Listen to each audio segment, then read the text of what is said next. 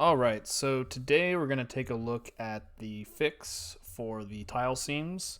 It turns out it's actually something we have to fix with the PNG files. So,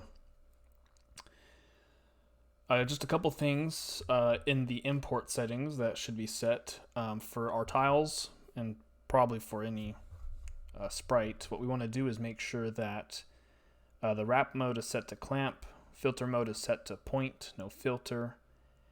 And then something that does help is right here where it says normal quality for compression, we want to set that to none. And that just kind of helps us eliminate a little bit of the fuzziness around the edges. However, the main issue that we have is we're not padding our pixels and it's causing bleed over. So let me show you what this looks like in the engine first before we make the fix. It consistently shows these black lines, and it seems to be coming from the edge of these tiles. So if I go to the next room, we can clearly see right here above the character there's this black line, and it kind of goes away when we jump up, but then another one appears. You can also see we have this green line up there at the top in between this slanted slope and the background. And then if we come over here, you can see we have the same artifact inside of this block. There's like this green seam that we can see, and it looks like that's coming from the top of one of these blocks. I think it's coming from this corner more specifically and just bleeding over. So the way we fix this is by adding a padding around each tile.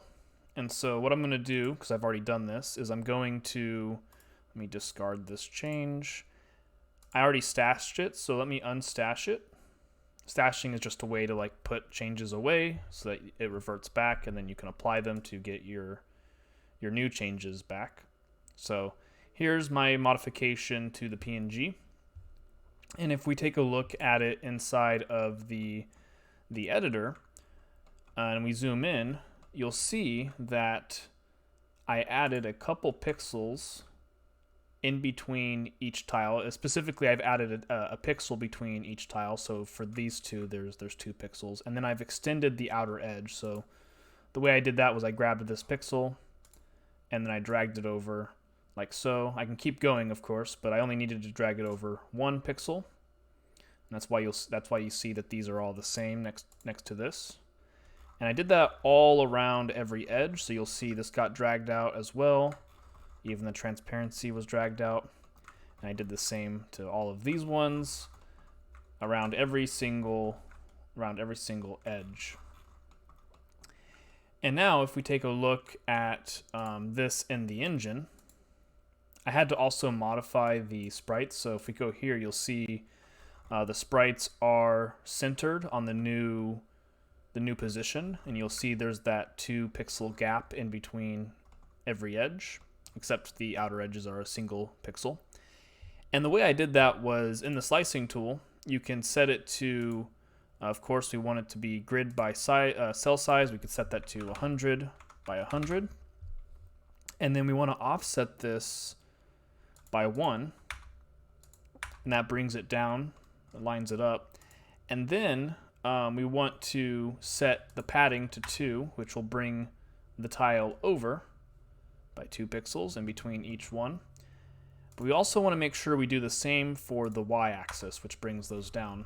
And you'll see those perfectly line up. And then, of course, you hit before you hit slice, you want to change delete existing.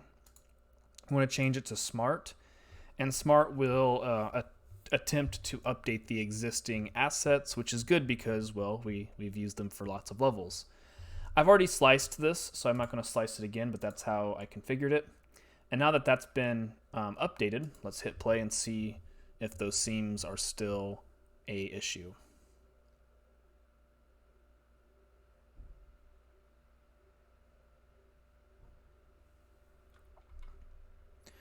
Alright, and now that we've loaded the game back up, you'll see the seams are gone. There's no weird green artifact over there, and there's also no green artifact inside of this block.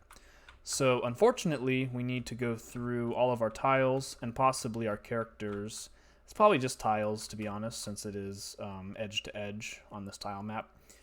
And update it so that it doesn't have, or so that it has this new padding.